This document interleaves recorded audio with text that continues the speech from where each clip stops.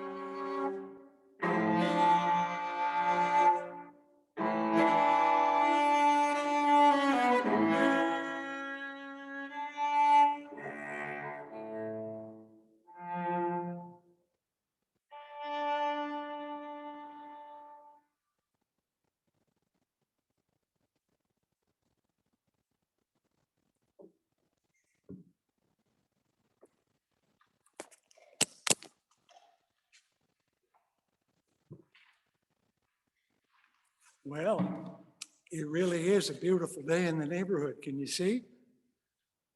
There we all are, including our wonderful musician, Barbara Metz. Hi, I'm Fred Wooden. I'm your interim minister. and I'm here at Valley Unitarian Universalist Congregation on a Sunday. I'm going to take off my mask so it's easier for you to hear what I have to say, but I hope you heard that music.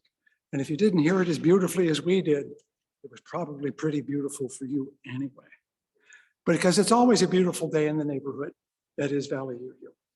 Some of us are here today, including our wonderful coming of age class. I'm going to turn my camera around. Guys, raise your hands. There they are, higher, so people know you're in the room. You get brownie points. See, you just got points for that. But we also have other members, and it's just great to see folks here. And what's important, though, is that we're here, whether it's in the room, whether you're at home, because wherever we are gathered, it's about being together. And it doesn't mean being together in the same spot. It means being together in the same heart. So I'm going to go around to the back of the pulpit, and I'm going to set this thing up because I think the next thing that has to happen is that we have to light our chalice. So I have to set this up. Give me a second here so that Barbara can now use her wonderful voice and we can enjoy lighting your chalice. Let me set this up correctly though. Barbara, I think you're on. Okay. As Fred lights our chalice, let us say the words. We kindle this flame, symbol for our faith, for the light of truth, the warmth of community, and the fire of love, which calls us to work justice. Good morning. I am Marcy Bodwin, your Director of Faith Formation here at Valley UU. If you have children in your house, now is the time to call them forward in front of your device for our Time for All Ages. Our pastoral care associate this week is Joyce Donahue. You can reach them via email. It's listed there, pastoralcare@vuu.org, or you can use the chat feature in Zoom. Look for Joyce's name alphabetically in chat. Please remember, though, that the chat is restricted during prayer or meditation and the sermon. Feel free to post, chat your joys and concerns before and after those parts of the service. So our Time for All Ages today. When a young girl and her grandfather spend the day at the beach, she holds his hand as they go for a walk, and they build sandcastles together. But sometimes it's difficult because Grandpa has become forgetful. Grandpa's memories are like the tide, Mommy explains. Sometimes they're near and full of life. Other times they're distant and quiet. This is a story about families, laughter, and how we can help a loved one with dementia to live well.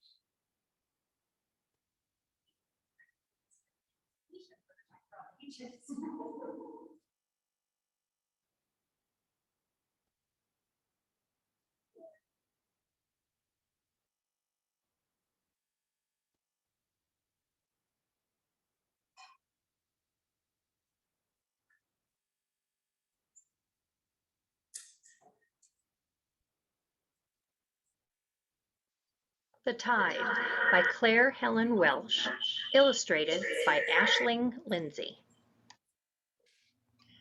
Sometimes Grandpa forgets things, like he did the day we went to the beach and watched the tide come in. Mommy says that Grandpa loves me very much, but that sometimes he gets confused.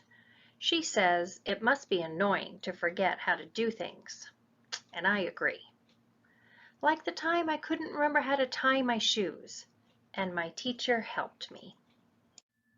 So when we're at the beach, I hold Grandpa's hand. We build forts and castles. We are the king and queen of sand and shells, and we watch the tide come in. We have a picnic in the sun. But where are all the sandwiches? I love my grandpa, but sometimes I get upset when he does silly things. I try to remember that it must be scary to forget. Like the time I buried Polar Bear and Mommy helped me find him. So when we're at the beach, I give Grandpa a big hug and a kiss. We search for sleepy sea stars. We jump pool to pool, and we watch the tide come in. But what if Grandpa forgets me? It must be scary to forget someone you love. I haven't ever forgotten somebody that important. Mommy says Grandpa's memories are like the tide. Sometimes they're near and full of life.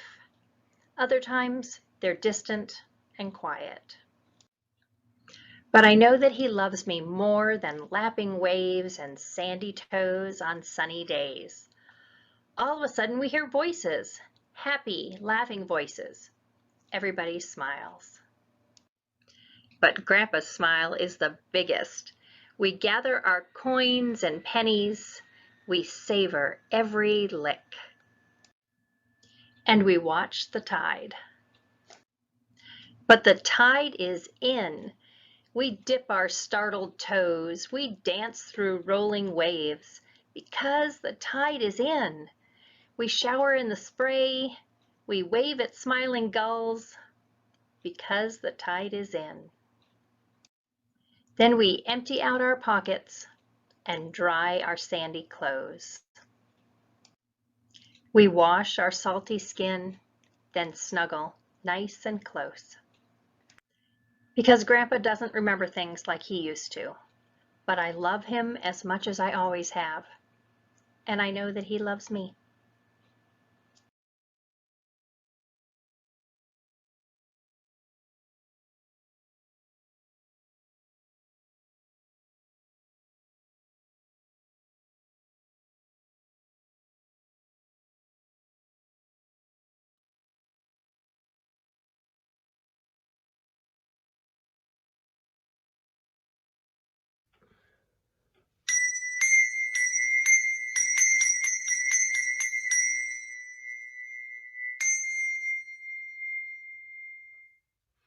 Hey there, this is Joan Bundy, the director of the bell choir at Valley Unitarian Universalist congregation in Chandler, Arizona, and we are better known as the Chalice Ringers.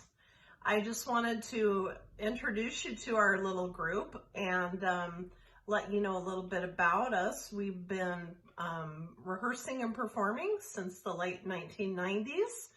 I've been directing the group since 2015, and we have 3 octaves of Schulmerich handbells and 3 octaves of Suzuki hand chimes.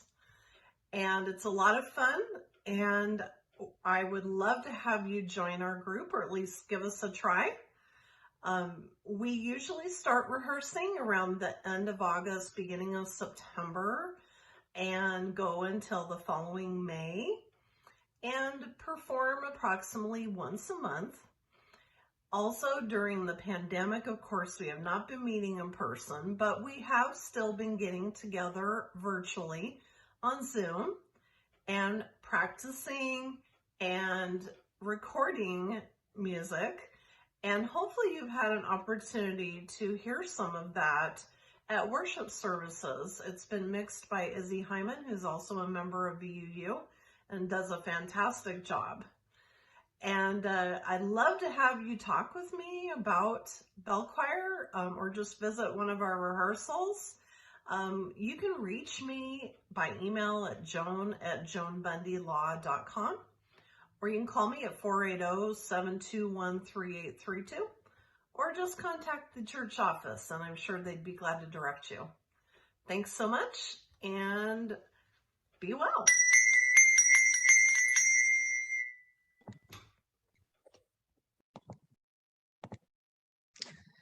Good morning.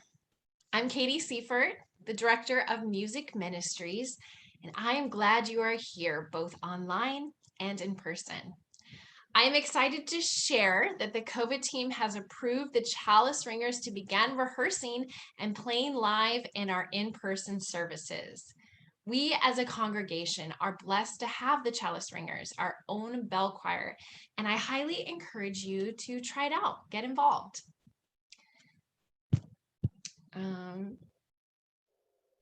Playing bells is a safe way to make music together and a great way to fine-tune your ears to both pitch and harmonies. Being part of the Chalice Ringers can refresh your skills that are needed to work in a team. We've been isolated for a long time, and the vibration of the bells will be deeply healing after being void of live music for so long. Check out the happenings this week for more information. And let's now enjoy the beautiful music titled Brightest and Best from our Chalice Ringers.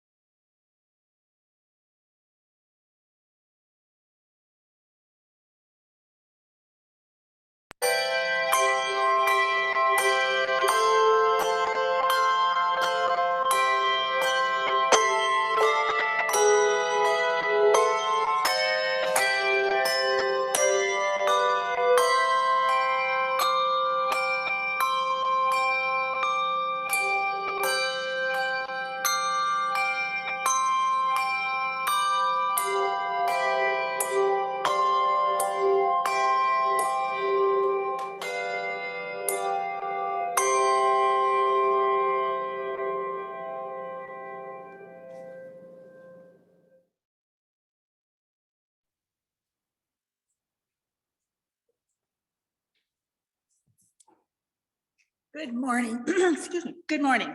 I'm Barbara Metz, and it is my privilege to be your worship associate this morning. The slot in this service is labeled welcome, but it feels that you've already been welcomed by several people.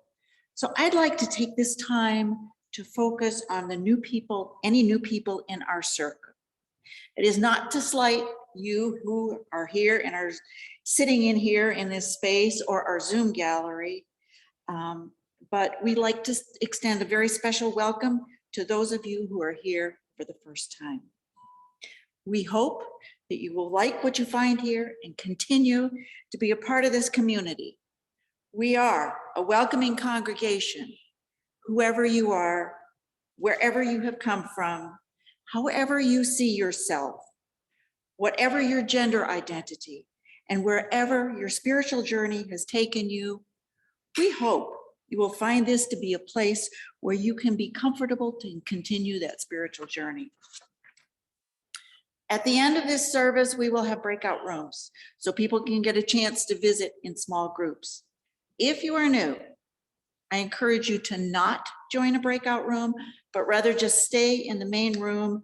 And Reverend Fred and I think I'm not sure how that was going, we'll be there to visit with you and answer any questions you might have about VUU or Unitarian Universalist faith in general. Reverend Fred's sermon this morning is titled, "Oh, Grow Up," and it's subtitled, "On the Fetish of Youth and Being Old Matters." But here are a few of my thoughts on being old. Last fall, I fell and did a pretty good job of destroying my right shoulder, and I wasn't sure if I would ever be able to play cello again. February 1st, I had a total shoulder replacement, and after a very long, hard, painful recovery with 4 months of physical therapy, I'm finally feeling pretty well healed. But until about 6 weeks ago, I still couldn't play the cello. It takes a lot to be able to move the bow out and sustain that. Last weekend, I made my post-surgery debut at a friend's church. And now at home in our sanctuary, I get to play for our own community. Had I been 20 or 30 years younger when I fell, I might have gotten up from that fall with only an injured pride. When my body parts sag and don't work, when I creak and squeak standing up, when my body objects to any of my wishes, I must admit I am fully capable of having a fleeting fetish for youth. Oh, to be able to hop out of bed in the morning without careful attention to which body parts are talking to me. But the feeling, that fleeting yearn for youth, never lasts long. Because truth be told, I love being old. And of course, what is old keeps being redefined. There is so much that my age has given me, including available time and the ability to focus on what is really important. Many of you knew my sister Elizabeth, and some of you have heard this story before, but that too is part of being older. We get to retell stories. My older sister, who the family knew as Libby, was what a dear friend of mine would have called in need of extra grace. She was undiagnosed, but on some unidentified spectrum, very socially awkward, and very limited problem-solving skills. She did live independently, but probably really would have thrived in a group home. My parents were ashamed of her and did little to make her life easier. I was never very close to her, partly because of the age difference, but also having followed the model my parents presented of mostly thinking of her as a bit of a burden. But fast forward to 2017. My mother was at the end of her life, and I was spending a lot of time in Michigan dealing with her. And on one of my last visits, I noticed some big changes in Libby. We quickly discovered that she had very advanced, non-treatable breast cancer. I had just spent 2.5 years taking care of my late husband, who also had terminal cancer. And I had also just lost my son to alcohol. So I was really ready to take time to take care of myself. But instead, almost on impulse, I decided to put my life on hold and move Libby from Michigan to Tempe so I could care for her as she finished her life. Without that move, she would have died alone, unable to figure out the system, and without enough sense of self-worth to have even tried. She was having trouble getting food, wasn't getting medical care, and had no social community. My two other sisters saw my plan as selfless, and although neither said it, it was clear that they questioned my decision. What I didn't know at the time was that I was actually taking care of me. The experience of getting to actually know and really love this person who came from the same place I did was one of the many gifts to me. Watching her delight in the little things that she had never experienced before. 4th of July fireworks, bling on her new brightly colored clothes, and most importantly, seeing her thrive in an environment where she was accepted and loved. Seeing the joy and acceptance she got on Sunday mornings walking into the UU, and talking for weeks later about the minister wheeling me himself up to my chair on Sunday morning. I got to know the sister I had never really known. I don't miss playing games, sorry, or go fish. But that was a small price to have paid for seeing the sparkle in her eyes that I truly don't remember having ever seen before. She died with her 3 sisters and niece around her, instead of alone in an apartment where she could have been for days or weeks before anyone noticed. Her pain was under control, which would not have happened had she been on her own. She died with her self-worth in a better place than it had ever been. And I feel largely responsible for that gift. So you might ask, what does this have to do with old age? Everything, I say. Earlier in my life, I don't think I would have had the willingness to take the responsibility of another soul, or to put my life on the back burner. My 2 sisters did wonder about my sanity taking Libby in. She could be trying. Haven't I had enough already? How about my own needed healing? We could get local hospice in place, social workers lined up, food brought in. There were other ways. But none of that would have given her the things that made such a difference, her self-worth and knowing she was loved. And nothing in my life has meant more to me than those 8 months. That time taught me so much about myself and what I valued.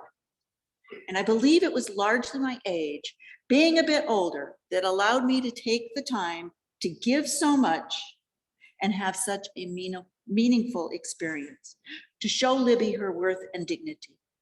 I'm not sure who got the most out of the time together, but I do know that I would not trade that time for any part of youth. I'll take my aches and my pains, my creaky joints, and all else that goes with the gift of aging.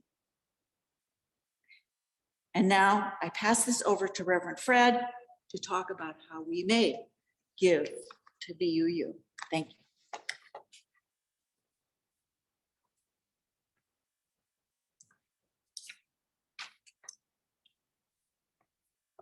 Well, we're actually going to take an offering.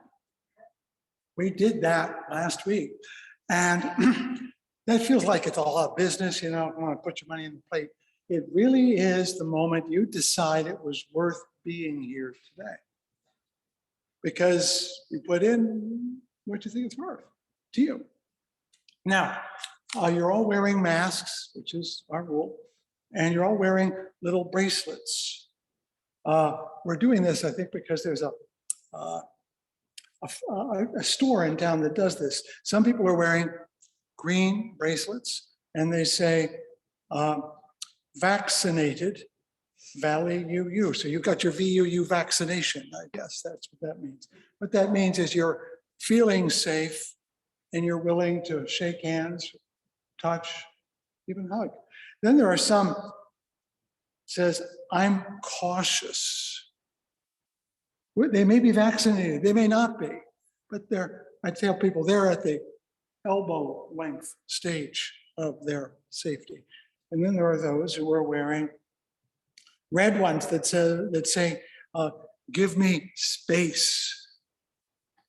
We talk about inclusion and being welcoming. We have to find a new way to be inclusive and welcoming, which sometimes means that you love a person best by staying 6 feet away. If you got closer, you don't love them as much as they want you to love them. It is respecting not just who they are, but who they need you to be to them.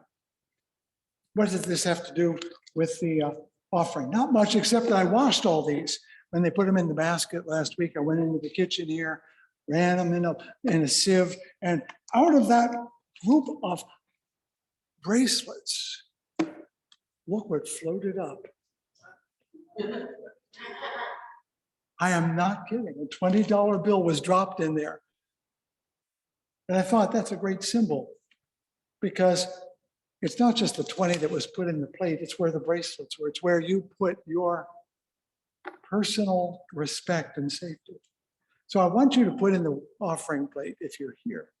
I want you to click or text if you're not here, what it takes to make us a place where red and yellow and green can be happy together, which is what we do here. So with that in mind, click, text, phone, call, write a letter. I'll come to your house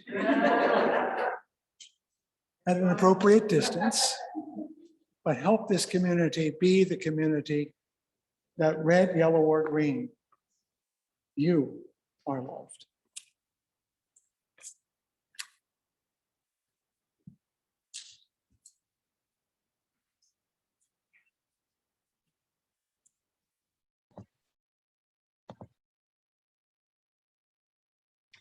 In this moment, we center ourselves so that we are neutral, open, at peace, and a little more present to the act of loving.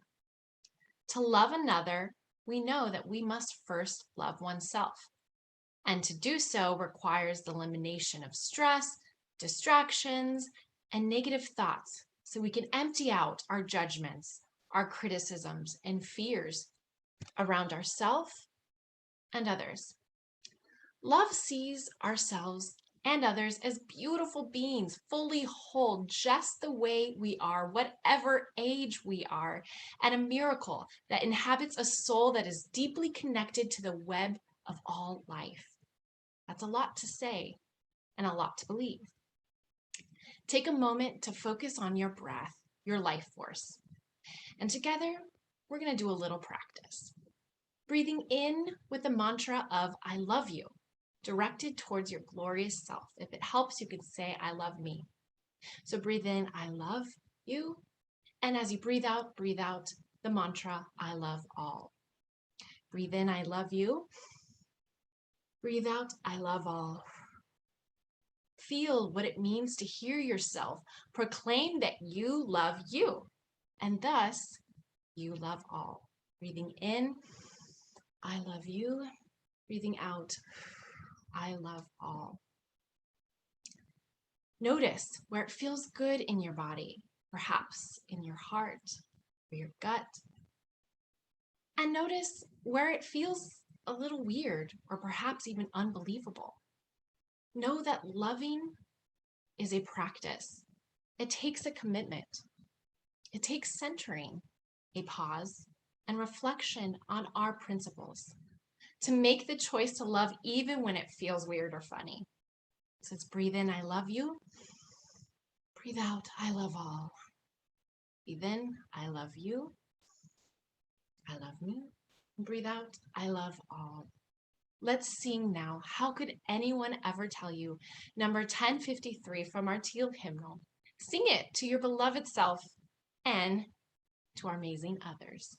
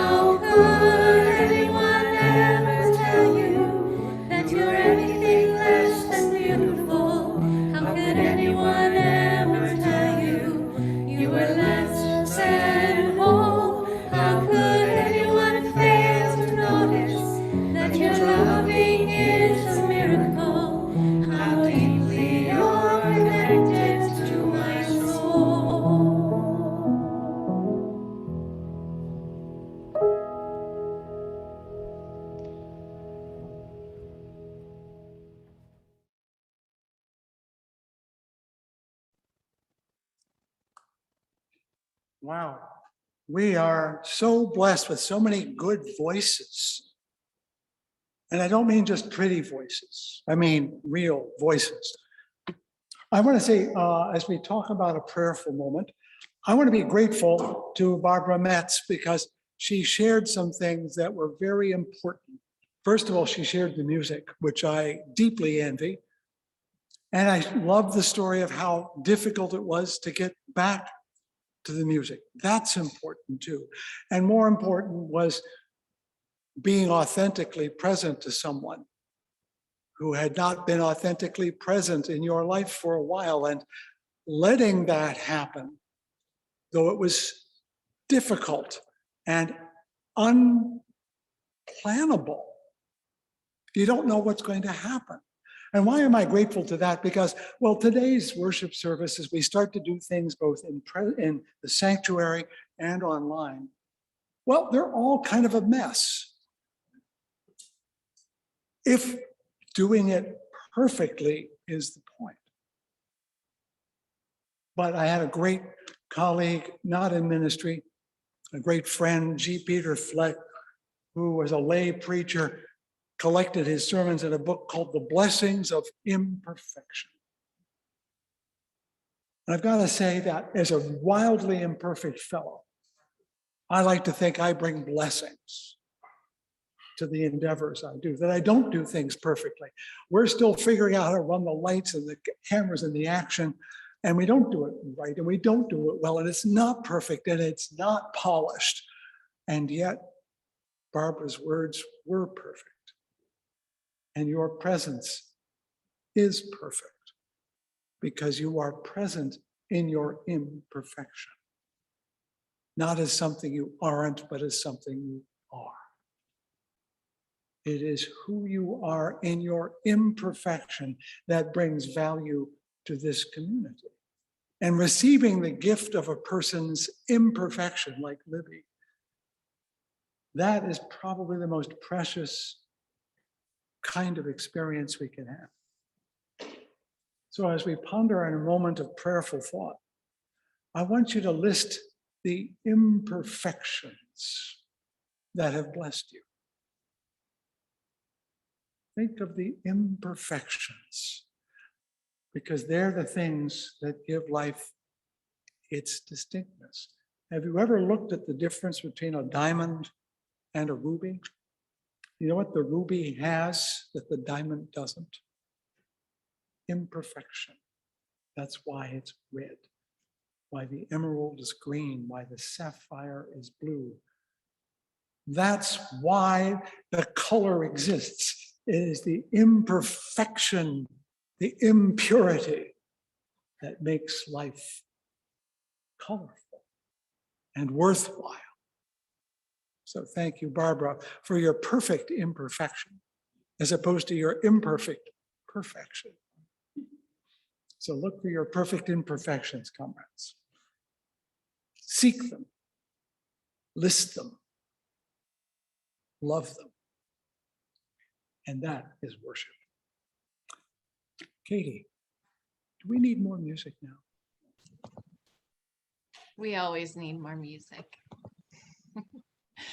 Speaking of precious voices, I received this video a couple weeks, and I'm so excited to sing along and to invite you to sing along or to hum along if you're in person on this special performance of Blue Boat Home.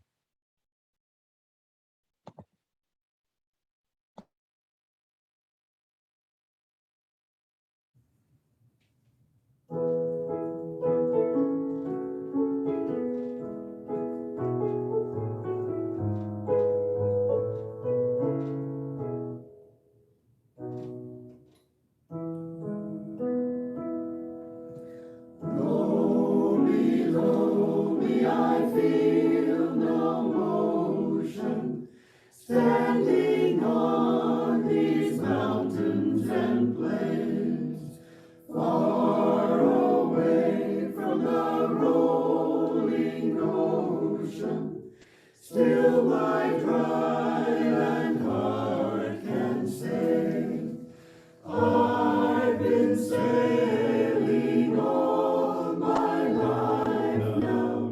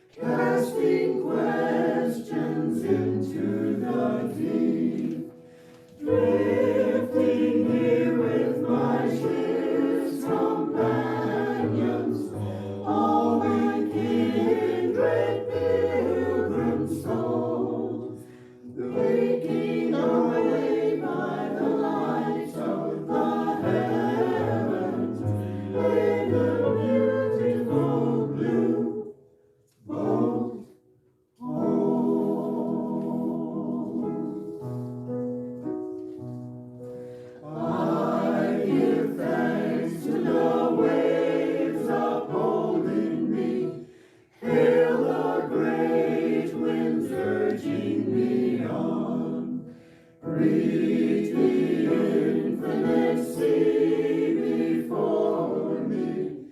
Sing the sky my sailor's song.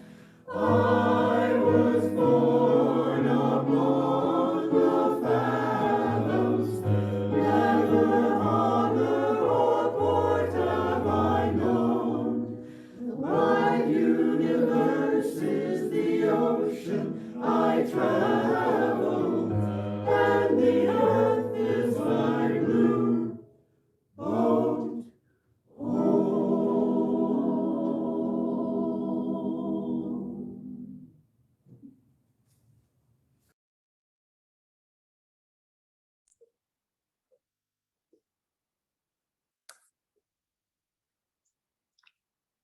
Now, the old man in me would be able to tell you now that that song is called Hifredal. It's a tune that's been in hymn books forever. And for those of us who grew up in the Unitarian Universalist Church, we know it as Hail the Glorious Golden City. So those are the wrong words. They're exactly the right words. Because the words can be whatever our hearts need them to be. It's the music that carries them home. Last week, I mentioned or gave utterance to my new grandparenthood, which is, along with a Medicare card, your proof that you are now an old person. And so naturally, I'm thinking about what it means to be old on a spiritual level. Barbara kind of caught the day-to-dayness of it. But what does it mean? What does it mean? Now, the dear Unitarian preacher, Ralph Waldo Emerson, advised young preachers of his day to pour out your life, pass through the fire of thought. And that's good advice. We often pour out our life, but we rarely get it through the fire without losing some of it, which is exactly the point. It is to pare away the dross and leave only what matters. So I'm well within my job description to share myself as long as it is something that matters to you. So I'll start with a famous riddle. Some of you fellow elders who are ahead of me, but I'm in the club now. You know this one, don't give it away. Why do grandparents and grandchildren get along so well? They have a common enemy. Those who understand the tension between generations know what I'm talking about. It would be impossible to list all the books and plays and movies, and TV shows that deal with the conflict between generations. From the Bhagavad Gita, where families quarrel, all the way to Star Wars, where Darth Vader is the father of Luke Skywalker. Generational conflict is either the context or the premise of innumerable myths, legends, tales, and stories. It's a guaranteed way to tell a tale. And I'm not going to resolve it. I do wish to consider one aspect of it, though. For some years, my late aunt, meaning she died a few years ago, died the week before Donald Trump was inaugurated by choice, by the way, kept a magnet on her refrigerator that read, "You're only young once, but you can be immature forever." You laugh, and you should. But there's some irony there too, and I want to go there, because it strikes me as a very neat summary of a lot of American society. In a very real sense, we as a nation behave rather childishly as a nation. When I was a child, I thought as a child, said Paul famously in his letter to the Corinthians. But it goes on and says, but when I grew up, I put away childish things. And that's exactly what I see lacking in our society, the wisdom to put away childish things. And I mean that at the social and at the personal level. Now, at the personal level, I could point to, I don't know how many middle-aged men who think they look young by wearing their ball caps backward when they're 40. Even George Carlin said to spin that sucker around after you're over 10 years old. or the growth of the supplement and diet industry, all telling you you can maintain your youth by taking these pills or doing these exercises, or the entire rock and roll industry, which is premised on being young forever, forever young. And how many times do you see people, even my age, at rock and roll concerts, holding up their hands, pretending they are still 17? But these are only signs of something broader and deeper, a fear of old age, which is at its heart a fear of becoming useless. So we do everything we can to forestall and deny the reality of aging, a denial that has a pernicious effect not only on our individual lives, but on our national life and identity. In that sense of individual lives, every day you stand pretending to be 20 is a day you're not present being 40 or 60 or 80. And the world does not need more 20-year-olds. It needs you to be you. And the 20-year-olds don't need more company. Thank you very much. But on that national scale, well, I ran for public office a few years ago and am thus mildly qualified to comment on a blog I maintain. And speaking of our tragedy in Afghanistan in the last 2 weeks, here's something I shared on that blog. Rarely do we recognize that we fall prey as a nation to the same afflictions that affect all empires. Inevitably, we resort to repression because that's what empires do. It comes with the job, as it were. We should not be surprised that things fell apart in Afghanistan. I will add here, they happened also to the Roman Empire, to the Assyrian Empire, to every empire that ever was. Does anyone here besides me know anything about the Partition of India? I go on my blog. But there is something unique about American imperialism. We do not see ourselves as an empire, so we fail to learn the lesson of empires. Thus, every 50 years or so, we have to relearn the folly of empire all over again so we can forget it 50 years later and do it again and again. And we don't know, but the same thing has happened in Cuba, the Philippines, Vietnam, and now Afghanistan. Our forgetting how old we are is in part the reason why we continue to make the same mistakes as a nation. We need to grow up as a nation, to accept that we are not what we think we are, young and vigorous and forever new.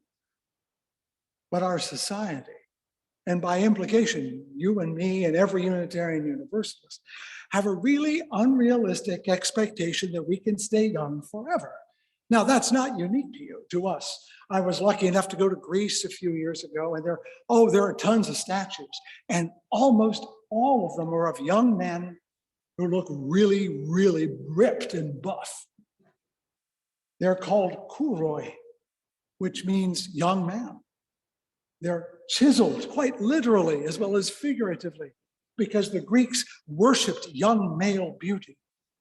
And not only did they think of the beauty as being external, but internal, because a beautiful looking person had to be a good person in general. They even used the word kalos kagathos, good and beautiful. This is not unique to the Greeks, of course. The first emperor of Japan, Qin Shi Huang, spent an immense amount of his personal wealth seeking perpetual youth. He did not succeed. Elizabeth Bathory, a princess of Hungary in the 16th century, was reputed to have bathed in the blood of young women to stay young. Ugh. And we all know Ponce de Leon did not go to Florida in search of the fountain of age, did he? Preferring youth kind of makes a little bit of sense. When we age, the body shows the evidence of decline. As Barbara pointed out, and I can affirm, when you get up in the morning, you take attendance, ankles, knees, hips, elbows. Are they all there? And you don't have to ask. They let you know right away. The reality is that youth feels more alive, and age points inevitably to death. And like the Greeks, we tend to add other qualities to the young.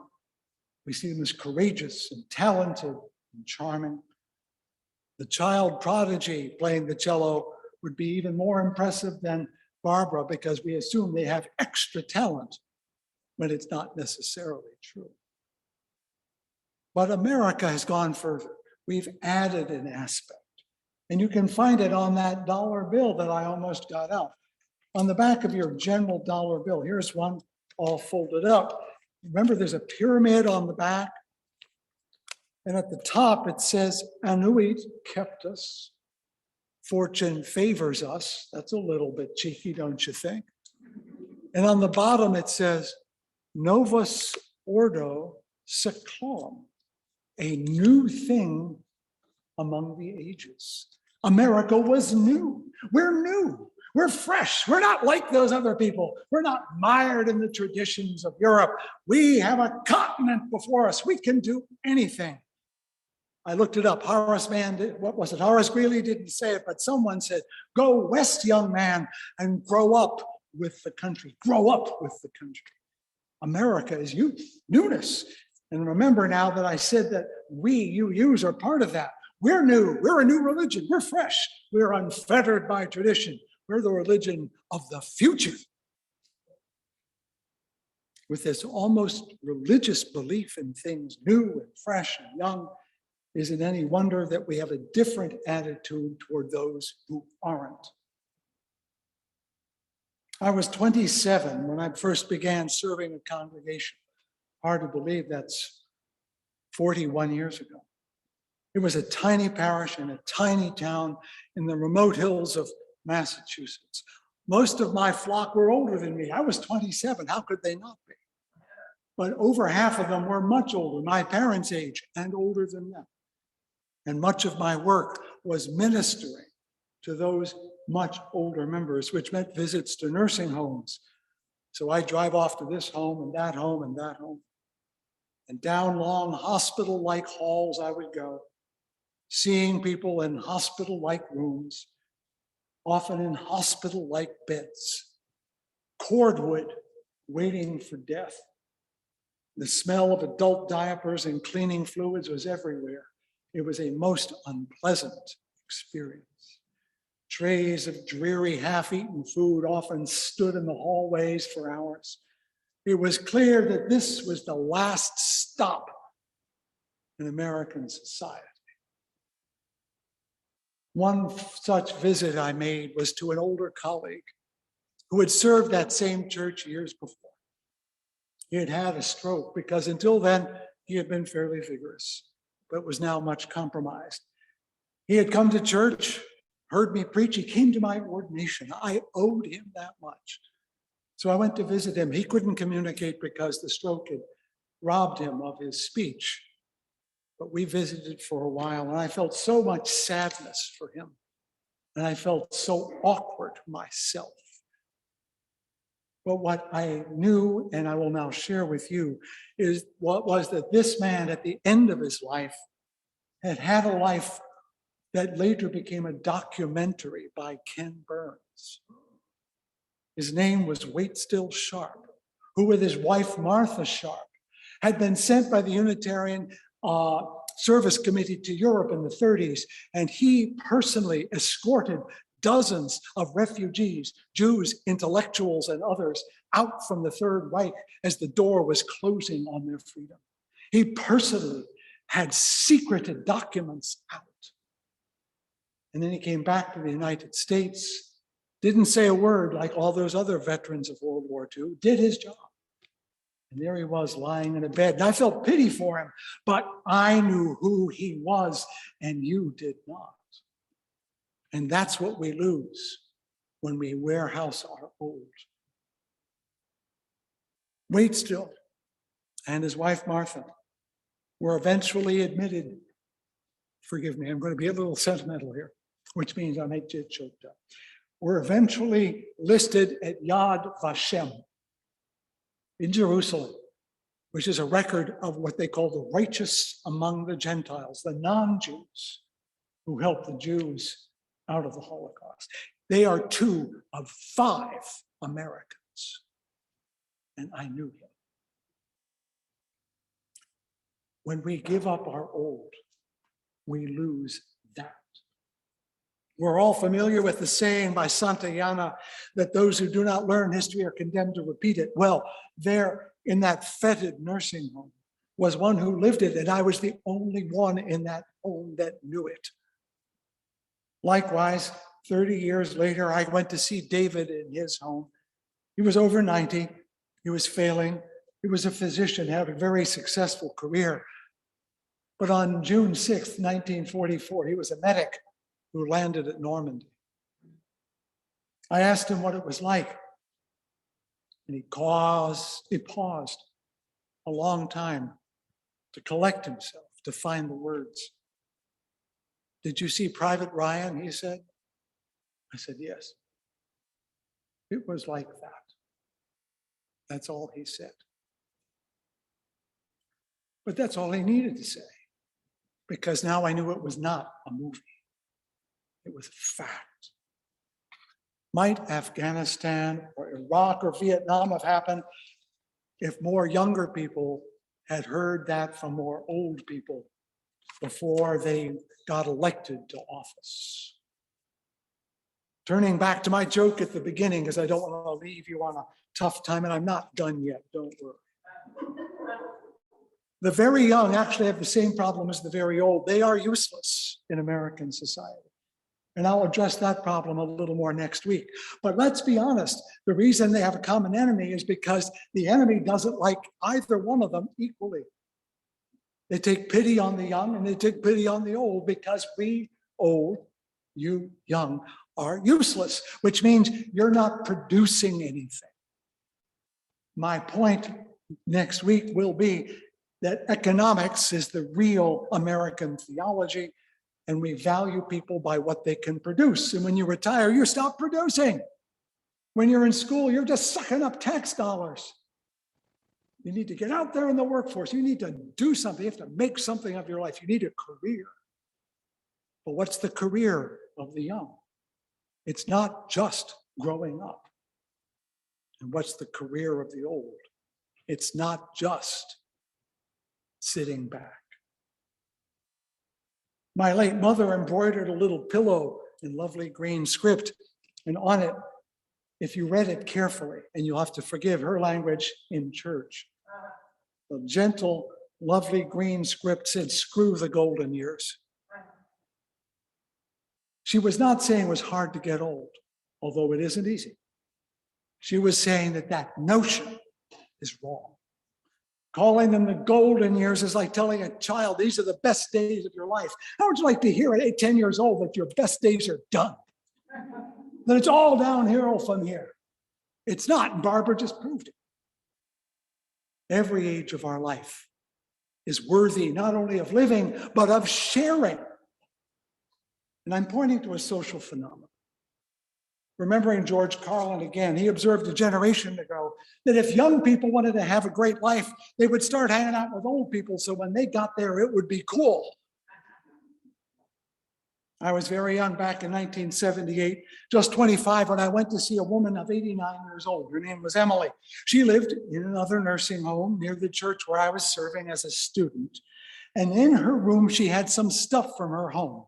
And one of them was a musket that hung on the wall. And when I asked her about it, she said, that was shot by my great-great-great-great-grandfather at the British when they came on the way to Concord. That is how you learn history, not in a book.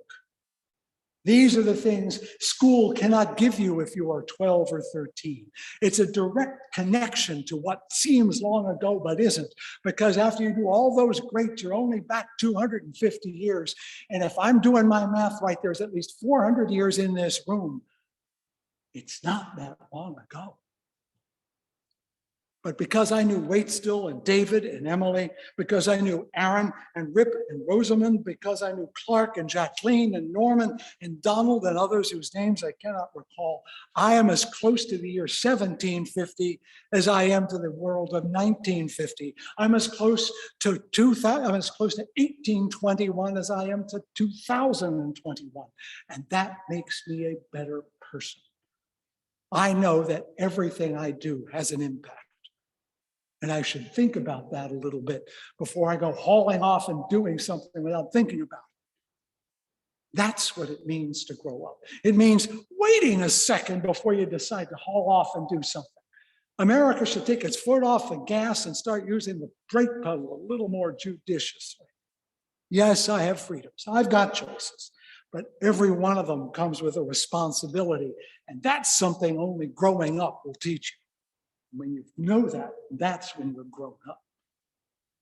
Patty Lowe, an American Ojibwe writer from up there in my Great Lakes region, says that her people, when they sit down to make a decision, they think about how that decision will affect 7 generations.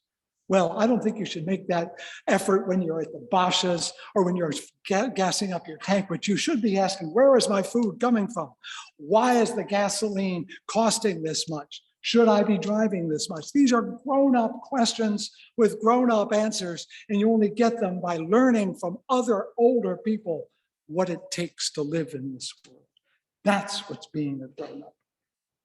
In the book of Joel, one of the Hebrew prophets, he foresees a world in which the generations will be equal and will listen to everyone. He writes, I'll pour out my spirit on all people. Your sons and daughters will prophesy. Prophesy, your old men and women will dream dreams. Old people have dreams. They are dreams that don't even include them, but they're still dreaming. You and I need to know those dreams.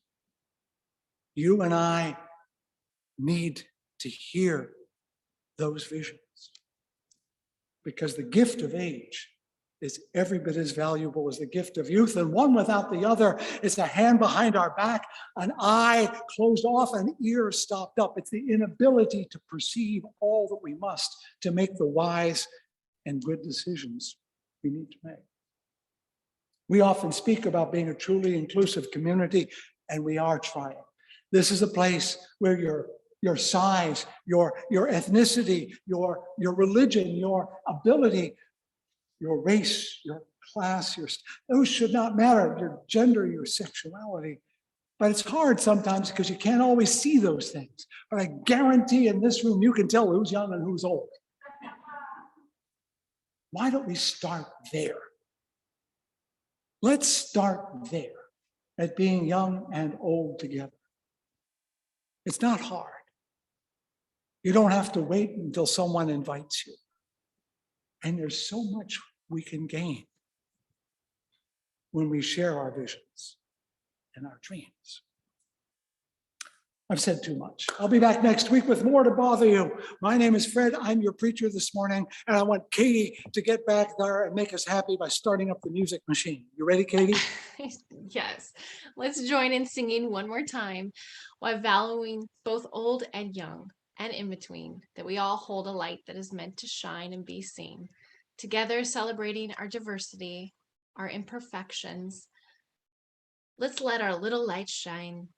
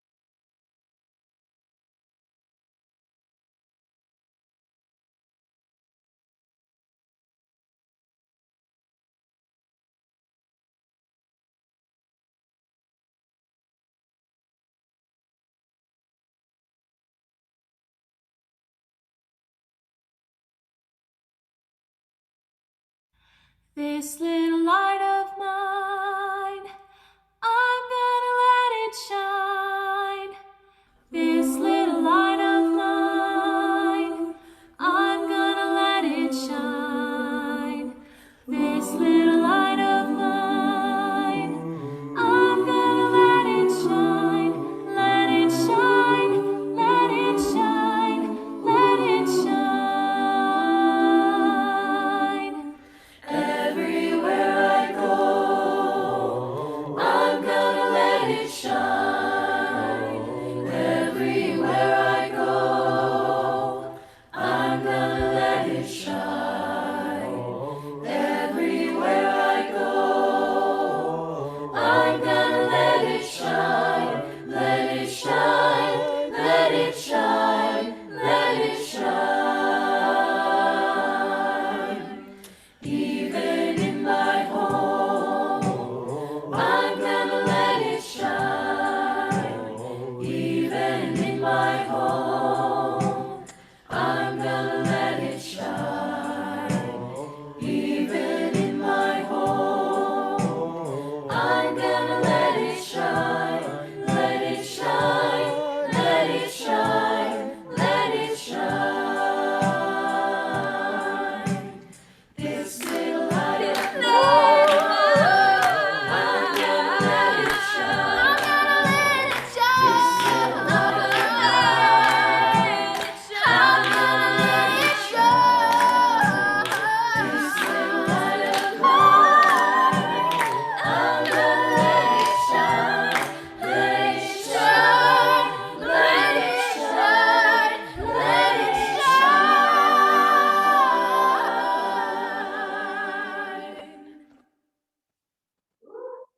Indeed, indeed. Everyone has a light to shine. And even though they may dim over time, that light still matters. Here's some words from Longfellow as we come to the end of our worship, and then Barbara will help us extinguish the chalice. Longfellow writes, "For age is opportunity no less than youth, though in another dress. And as the evening twilight fades away, the sky is filled with stars invisible by day." So the old point to the stars that we cannot see by day and remind us of the course we set so long ago and bid us sail onward, sail onward. Barbara, let's close this place down with a chalice extinguishing and a post. Okay. So as Fred extinguishes our chalice, let us say our words. Though we extinguish the chalice, our connection to each other and this community remains. May its light guide us as we walk the path of justice, speak words of love, and fill word until we meet again. I opened the service with a prelude from a Bach suite. It is the only free movement of the Baroque suites with no dictated form. The rest of the suite is all dictated by dance forms, but it's rather a chance for the composer to explore a tonality, a sound, to go anywhere his creativity takes him. I think of it a little bit as not unlike our faith. I will close this service with a jig from the same suite. It is the most playful, free-spirited of the Baroque dances.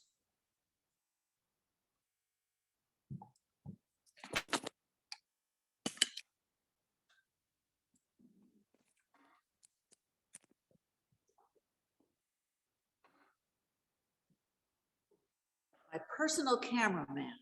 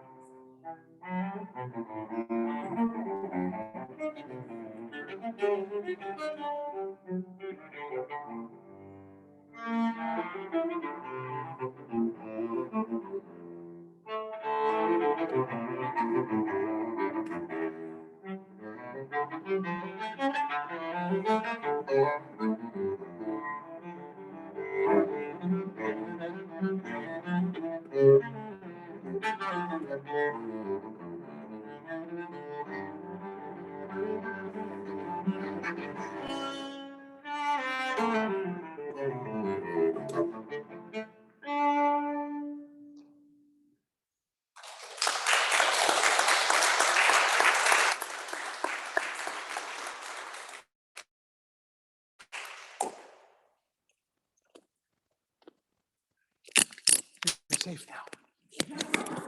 Okay, the microphones are turned off. I'm so glad you came today. Thank you. Do greet one another and feel free to use the porta code more than this one. And if you hurry up outside, sit outside, you can join us and log on.